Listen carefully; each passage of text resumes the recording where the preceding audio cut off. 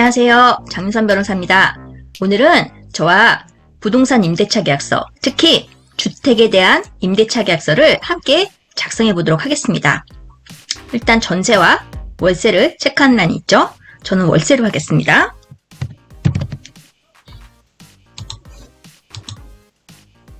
자, 이거는 지우고요. 월세 계약입니다. 임대인과 임차인 쌍방은 아래 표시 부동산에 관하여 다음 계약 내용과 같이 임대차 계약을 체결한다. 이렇게 써 있고요. 부동산에 표시가 있습니다. 보통 소재지는 집원 주소로 쓰거든요.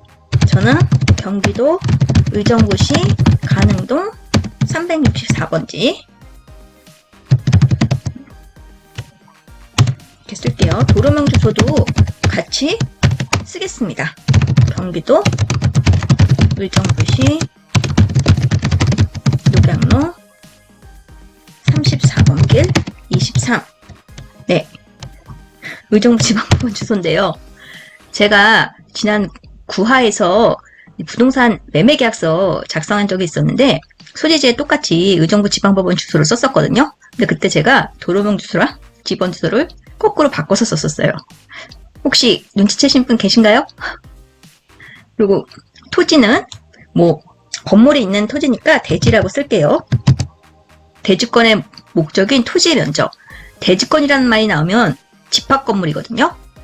이게 만약에 집합건물이었다면 대지권의 목적인 토지의 면적 등기부등본 보면 나옵니다. 그렇게 해서 칸을 채우시면 되고요. 대지권의 종류는 소유권, 대지권, 보통 소유권이 많아요. 그렇게 해서 칸을 적으시면 돼요. 일단 제가 아무 숫자를 일단 적을게요. 1000제곱미터 대지권 종류는 소유권으로 할게요. 소유권, 대지권. 대지권 비율은 몇 분의 몇이니까 300분의 1 이렇게 제가 그냥 임의로 적겠습니다. 근데 요거는 지금 여기는 집합 건물일 때 필요한 거고 지금 저는 다가구 주택을 할 거예요. 그래서 건물 구조 용도 쓰는 란 있죠? 구조는 철근, 콘크리트조, 슬래브, 지붕 이런 식이고요. 자, 용도는 제가 다가구 주택으로 하겠습니다. 우리 다세대 주택, 다가구 주택 계속 좀 헷갈리죠? 다가구 주택은 단독 주택에 들어가고 다세대 주택은 공동 주택에 들어가요. 우리가 흔히 알고 있는 구분 소유 건물들, 101호, 102호, 103호, 103호 등기가 다 따로 돼 있는 게 다세대 주택이고 다가구 주택은 건물 하나에 등기가 하나입니다. 호수는 임의로 101호, 102호, 103호 구별은 할 수 있지만 등기가 따로 되어 있진 않아요. 그래서 다가구 주택은 단독 주택인데 이게 다세대 주택이랑 맨날 헷갈려요. 그래서 어떻게 외웠냐면 다 갖는 거예요, 한 사람이. 다가구 주택은 한 사람이 다 가져요. 다 가지니까 다가구 주택이에요. 한 사람이 다 가지니까 등기도 하나겠죠. 그래서 한 사람이 다 갖는다. 이렇게 외우면 좀 외우기가 쉬워집니다. 그리고 건물의 면적은 총 이게 이제 1층의 면적을 적을 수도 있고요. 아니면 전층의 면적을 적을 수도 있는데 요거는 일단 등기부나 대장상의 기재를 보고 적으시면 돼요. 등기부나 대장상의 기재를 보고 요 건물은 1층만 임대한다면 1층 면적 몇 미터 써 있으면 만약에 제가 일단 임의로 한 100m라고 쓸까요? 100제곱미터라고 쓸게요. 1층 면적이. 근데 임대할 부분은 분명히 일부일 거예요. 1층에서. 그리고 제가 다가구 주택 얘기했잖아요. 다가구 주택은 등기가 따로 없다고. 그럼 임대할 부분은 지금 제가 1층 중 101호라고 쓸게요. 다가구 주택에서 101호는 따로 등기는 없어요. 임의로 그냥 정해진 표시인데 자, 이제 면적을 써야 되는데 문제는 구분 등기가 안 돼 있기 때문에 등기부나 대장만 보면 임대할 부분 면적을 알 수 없습니다. 그래서 이때는 건축물 대장에 허당 도면이라고 있거든요. 그래서 도면을 참조하시거나 아니면 우리가 레이저 줄자가 있어요. 제가 적어드릴게요. 레이저 줄자라고 인터넷에서 검색하시면 쉽게 이제 이런 면적, 센치 같은 걸 잴 수 있는 레이저 줄자가 있어서 특히 중개사님들은 이런 거 하나 구비해 두시면 이렇게 면적 잴 때 좋아요. 이게 다가구 주택이 임대할 부분에 있어서 면적을 왜 특정을 해야 되냐면 뭐 계약서니까 면적 특정이 당연히 돼야 되지만 당사자들 위해서 특히 왜 중요하냐면 나중에 임차권 등기 명령할 때 도면 내거든요. 면적을 써야 돼요. 임차권 등기 명령이 뭔지는 아시죠? 그러니까 오늘은 계약서 쓴 날에서 제가 그냥 간단하게만 임차권 등기 명령이 뭔지 정의 정도만 설명을 해드릴게요. 임대차가 끝난 후에 보증금이 반환되지 아니한 경우 임차인은 임차주택 소재지 관할법원에 임차권 등기 명령을 신청할 수 있거든요. 그런데 이때 도면을 내야 된단 말이죠. 도면 내면서 면적을 적어야 되기 때문에 가급적 계약하실 때도 면적을 알아두시는 게 좋아요. 그래서 이 부분은 중개사님들도 좀 챙겨주시면서 레이저 줄자가 있으시면 뭐 현황에서도 충분히 편하게 면적을 구하실 수가 있습니다. 그래서 요거는 제가 한 25제곱미터라고 그냥 쓸게요. 그래서 지금 면적은 내가 이렇게 25제곱미터, 1층 101호는 25제곱미터, 그리고 제가 보증금을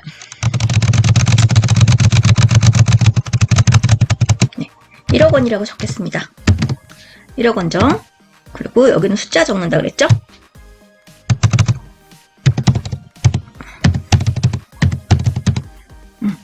이번 계약령의 1조에 해당하는 박스예요. 목적이 위 부동산의 임대차에 대하여 합의에 따라 임차인은 임대인에게 임차 보증금이 차임을 아래와 같이 지급하기로 한다. 이렇게 써져 있습니다. 보증금 1억으로 하고요. 보통 보증금 1,000만 원이라고 했죠? 그러니까 10%로 하는데 이거는 물론 당사자끼리 달리 정하셔도 돼요. 이거는 보통은 그러니까 10%로 많이 하시기 때문에 계약금 1,000만 원을 할게요. 계약 시에 지급하기로 한 영수자는 자, 홍길동. 중도금은 그냥 없는 것으로 하고요. 잔금을 9천만 원이라고 할게요.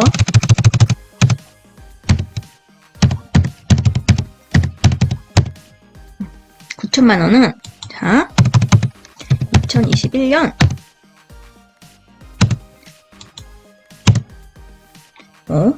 9월 20일에 지급한다. 이렇게 쓰기로 했습니다. 잔금 지급일이 결국 이사하는 날이겠죠? 우리 보통 차임은 1억 원에 제가 50만 원이라고 적을게요. 이거는 제가 그냥 50만 원 이렇게 아라비아 숫자와 한글을 다 섞어서 썼어요. 이렇게 써도 되고 숫자를 써도 되고 이건 다 편하게 본인들이 다 알아볼 수만 있게 쓰시면 됩니다. 그리고 보통 선불로 많이 하죠. 선불 부분에 표시를 할게요. 저는 빨간색으로 표시했습니다. 이거는 동그라미로 치셔도 되고 이거는 알아서 편하게 하시면 돼요. 선불로 매월. 자, 20일부터 그러니까 입주를 하니까 매월 20일에 그냥 받는 걸로 하겠습니다. 그러면 존속기간을 볼게요. 제2조. 존속기간. 임대인은 위 부동산을 임대차 목적대로 사용 수익할 수 있는 상태로 언제까지 인도하냐면 보통 잔금 치르는 날 우리가 인도하죠. 9월 20일.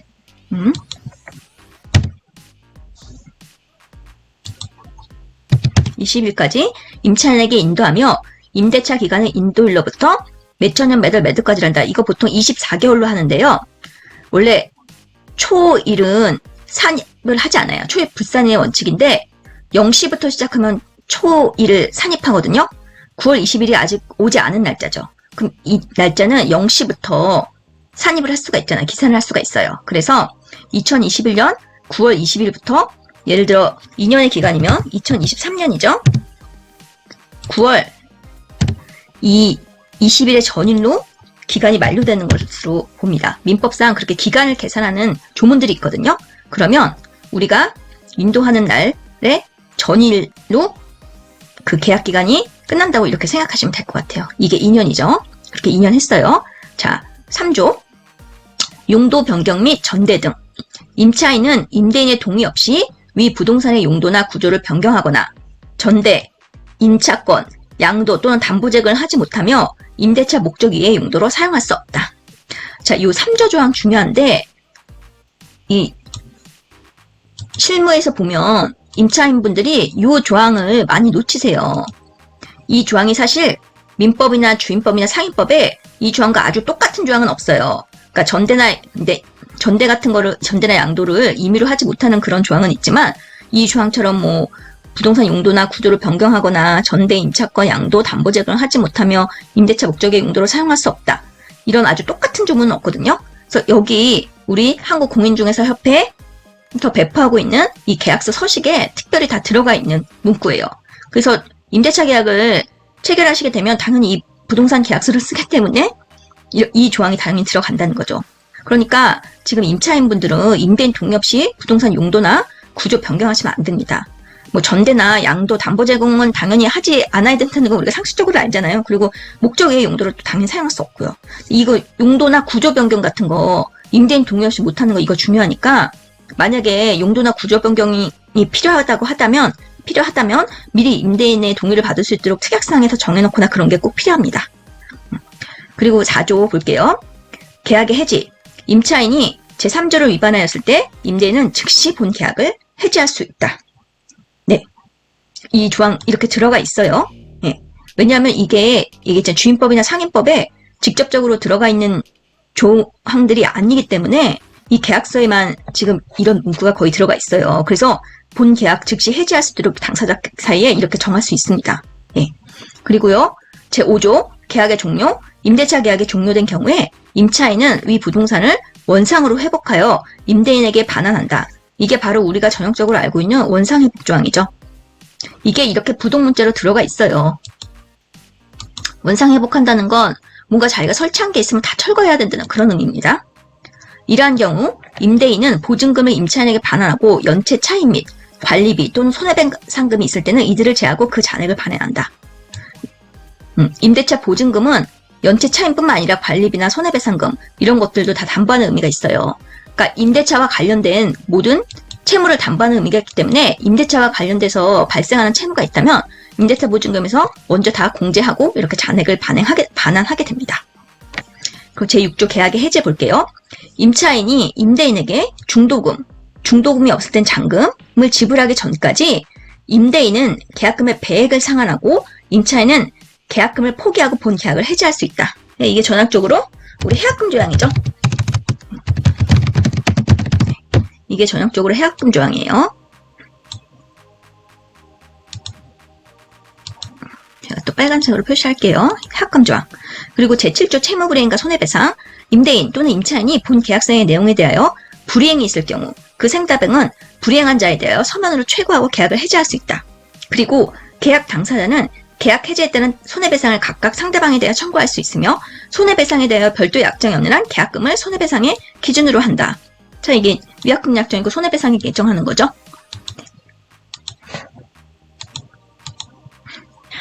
이건 위약금 약정, 손해배상에 예정이 됩니다. 그래서 이렇게 계약금 조항, 위약금 약정 다 들어가 있는 거예요. 8조의 중개보수 부분 볼게요. 개업 공인중개사는 임대인과 임차인이 본 계약을 불이행함으로 인한 책임을 지지 않는다. 당연한 게 중개사님들은 계약을 체결하는 과정까지만 도와주시지 계약의 이행에 대해서는 중개사님들한테 책임이 없어요. 또한 중개보수는 본 계약 체결과 동시에 계약 당사자 쌍방이 각각 지불하며 개업 공인중개사의 고의나 과실 없이 본 계약이 무효, 취소 또는 해제되어도 중개보수는 지급한다. 공동중개인 경우에 임대인과 임차인은 자신이 중개를 한 개업 공인중개사에 각각 중개보수를 지급한다. 뭐 중개보수는 거래가액의 몇 프로로 한다. 이건 당사자들이 협의하면 되겠죠. 당사자분들이 꼭 기억을 해두셔야 될 게 원래 중개사님들은 계약의 이행에 대해서 책임지지 않습니다. 계약서 작성한 이후에 누구한테 채무 불이행이 있거나 뭐 그런 사유로 계약이 뭐 무효, 취소, 해제되면은 중개사님들의 고의나 과실이 없다면 중개보수는 당연히 지급을 하셔야 돼요. 그러니까 계약서 작성하고 계약 체결하고 계약서 작성하고 이러면 사실상 중개사님의 할 일은 다 하신 거거든요. 그리고 제9조 중개대상물 확인 설명서 교부 등 개업 공인중개사는 중개대상물 확인 설명서를 작성하고 업무 보증 관계증서, 공제증서 등 사본을 첨부하여 계약 체결과 동시에 거래당사장 쌍방에게 교부한다. 네, 이런 조항이 있어요. 그리고 또 이제 우리 중요한 특약사항을 또 같이 좀 써봐야죠. 이제 임대차 계약은 매매계약과는 또 다르니까 어떤 특약사항을 써야 되는지 제가 이제 중요 특약사항을 좀 설명을 해드리겠습니다. 자, 일단 벌써 빨간 글씨로 써져 있죠. 볼게요. 요거 약간 제가 좀 진하게 해서 자, 임차인은 위 부동산에 존재하는 선순위 권리, 근저당권, 임차권 등으로 인하여 경매 등이 실행될 경우 임차보증금의 전부 또는 일부를 반환받지 못할 수도 있음을 확인한다. 네, 이런 식의 문장이 당연히 들어가야 되는 게 임차인분들이 지금 뭐 본인이 아주 1순위가 아니면 선순위에 이미 다른 권리가 있다면 경매로 인해서 배당을 다 못 받을 수 있는 위험이 항상 있죠. 막 경매에 들어가면 1순위 채권자라고 해도 100%다 변제를 못 받는 경우가 생길 수가 있어요. 경매는 어느 경매나 그런 위험이 다 있기 때문에 선순위 권리로 인해서 경매 등이 실현되며 임대차 보증금 전부 또는 일부를 반환받지 못할 수도 있음을 확인한다. 이런 문구는 들어가야 되고요. 그리고 뭐 본인이 1순위라고 해도 이런 위험은 항상 존재합니다. 그리고 임대할 부분의 면적은 일단 공부상 전용 면적이나 뭐 연면적 혹은 실측 면적이다 이런 거를 서로 합의를 하시면 돼요. 뭐 아까 제가 말씀드린 것처럼 레이저 줄대로 진짜 실측을 할 수도 있고 아니면 대부분은 대장이나 등기상의 면적으로 계약을 많이 합니다. 그리고 또 이제 중요한 부분들, 특히나 지금 임차인분들은 이런 부분이 중요해요. 임대인은 계약일부터 잔금일 2일까지 다른 물건 변동, 예를 들어 소유권 이전이나 근저당권이라고 쓸게요. 이 없게 하고 가압류, 가처분 등의 등기가 경료되지 않도록 하며 위반 시에는 뭐 계약을 해제하기로 한다. 자, 어떤 내용인지 차근차근히 볼게요. 임대인은 계약일부터 잔금일 2일까지. 왜 이런 얘기를 썼을까요? 잔금일날 이사하잖아요. 그때 인도받고 주민등록 언제 얼른 하시고 확정일자 다 받으시면 그 다음날부터 이제 대항력 생기잖아요. 그러니까 계약일부터 잔금일 2일까지 다른 물건 변동. 그러니까 대항력이 생길 때까지는 소유권 이전이나 근저당권 등기 같은 거 없게 하고 가압류, 가처분 등은 다른 등기가 경료되지 않도록 하며 위반 시에는 뭐 계약을 해지하기로 한다든가 어떤 식으로 페널티 조항을 넣는 거죠. 왜 넣는지 아시겠죠? 근데 구체적으로 뭐 대항력을 취득할 때까지 뭐 우선 변제권을 취득할 때까지 이렇게 쓰면 임차인이 또 언제 대항력을 취득하고 언제 우선 변제권을 취득할지 알 수 없잖아요. 그래서 이렇게 딱 계약일부터 잔금일 1일까지 요 사이에는 임대인도 이런 의무를 부담하지만 임차인분도 잔금 치르고 이사하시면서 얼른 다 본인이 할 것들 전입신고하시고 확정일자 받으시고 이런 것들을 본인 챙겨서 잘 하셔야 됩니다. 그리고 엄밀하게 뭐 대항력에 대해서 우선 변제권에 대해서 뭐 확정일자 받으세요, 주민등록 이전하셔야 돼 이런 설명은 중개사 분들이 할 의무가 없는 설명이에요. 원래 임차인분들이 다 본인들이 알아서 챙겨야 되는 부분입니다. 그래서 왜 그런 거를 나한테 설명 안 해줬냐고 따지실 수는 없어요. 그래서 본인들이 대항력, 우선 변제권에 대해서는 임차인들 본인들이 챙기셔야 됩니다. 그리고 자, 보통 임대차에선 중요한 게 전세자금 대출 많이 받으시잖아요. 그래서 내가 전세자금 대출로 보증금을 지급하게 될 사정이 있으면 이런 사정은 중개사님한테 꼭 미리 말씀을 하셔야 돼요. 미리 말씀을 해야지 중개사님이 그럼 임차인분들을 위해서 특약상을 넣어줄 거 아닙니까? 이게 내가 대출받아서 전세금 낼 거예요 말도 안 하다가 갑자기 계약일날 그런 얘기를 하면은 서로 당하게 돼요. 그래서 전세자금 대출과 관련해서는 또 특약을 써야 되는 부분이 있단 말이죠. 본인이 전세대금 대출을 신청해도 대출 실행이 안 되는 경우가 생길 수가 있잖아요. 계약금만 내고. 그래서 그때를 대비해서 특약을 쓰는 겁니다.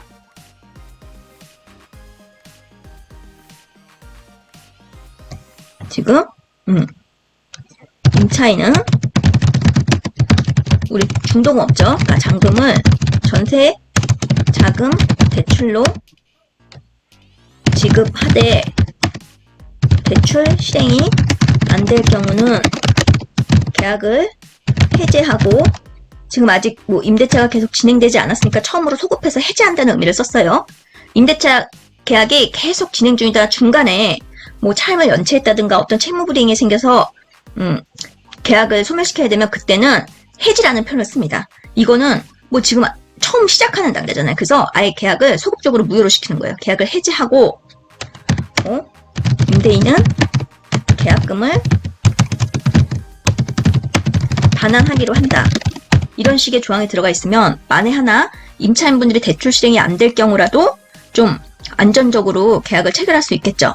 이런 안전장치가 있어야 됩니다. 그러니까 이런 안전장치에 특약을 넣기 위해선 임차인분들 꼭 중개사님한테 말씀을 드려야겠죠.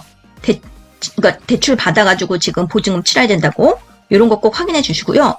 그리고 이렇게 전세자금 대출을 받으면 임대인분들이 보통 질권 설정에 동의를 한다든가 이렇게 협조해야 되는 부분이 생겨요. 그렇기 때문에 또 그 부분도 특약사항에 써야 됩니다. 예를 들어 임대인은 전세자금 대출에 대한 질권 설정에 동의한다. 이런 식의 문구가 들어가고 이에 다른 임대인분들이 그러니까 임차인분의 뭐 대출이나 다른 여러 기타 사항에 대해서 협조할 사항이 있으면 우리가 특약사항에 이렇게 다 미리 적어둬야 되는 거예요. 그리고 이제 기타 뭐 아주 중요하진 않지만 뭐 부가세 포함이라든가 월세에 칸이 없어가지고 지금 그냥 여기다 쓸게요. 이게 칸이 되려나? 좀 밑에다 그냥 쓸게요. 자, 부가세는 별도라든가 이런 거 쓰죠. 그리고 그러니까 이게 상가 임대차가 아니라서 주택 임대차에서는 부가세 문제는 별로 안 되니까 요거는 그냥 참고만 하세요. 근데 혹시라도 부가세를 뭐 내는 계약이 있을 수도 있죠. 부가세는 별도라든가 월세는 뭐 선납이라든가 이런 식으로 놓거나 뭐 계좌번호 보통 쓰죠. 계좌번호 뭐 신한은행 뭐 123 여기로 입금하라는 그런 거 456 789 뭐 이런 거 신한은행 홍길동 계좌요. 여기로 월세를 지급한다든가 이런 내용 쓰죠. 그리고 뭐 관리비 임차인이 부담한다든가 그리고 뭐 아파트는 아니죠. 혹시라도 아파트면 장기 수선 충당금도 임차인이 부담한다고 특약할 수 있어요.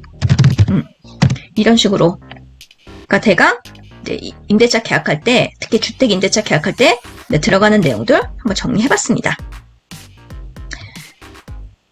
자, 본 계약을 증명하기 위하여 계약 당사자가 이의 없음을 확인하고 각각 서명 날인 후 임대인, 임차인 및 개업 공인중개사는 매 장마다 간인하여 각각 한 통씩 보관한다. 이거는 제가 계약하는 날짜는 9월 5일이라고 쓸게요. 이렇게 해서 계약서 작성했어요. 내용들. 자, 여기 박스에는 자, 임대인 주소, 주민등록번호, 대리인이 있으면 주소, 주민등록번호, 성명 쓰고 뭐 도장 찍으시고 임차인도 마찬가지로 인적사항 기재하시고 어려운 거 없죠. 자, 개업 공인중개사 분들 여기다가 서명 및 날인 하시고 그리고 소속 공인중개사님이 계시면 서명 및 날인 같이 하시고 여기는 빈칸을 채우면 되니까 어려운 것은 없습니다. 자, 오늘 같이 계약서 작성해 보셨는데 좀 이해가 되시나요? 이해가 안 되시면 방송 계속 반복해서 보시면서 눈으로 익히시고 본인도 한번 직접 써보시면 도움이 많이 되실 거예요. 그리고 특약사항들, 특히 임대차 계약서에는 어떤 특약이 중요하다는 거 요거 좀 잘 챙기셨으면 좋겠습니다. 다음 시간에는 2020년 7월 31일 개정된 주택임대차보호법 해설집을 보면서 같이 공부해 보도록 하겠습니다. 이 해설집이 국토교통부와 법무부가 함께 제작해서 발간한 책인데요. 주택임대차보호법에 대해서는 정말 해설이 잘 돼 있어서 이 해설집만 제대로 봐도 주택임대차보호법에 대해서는 정말 빠삭하게 잘 아실 수 있을 것 같아요. 우리가 또 이거를 혼자 보게 되면 잘 안 보게 되잖아요.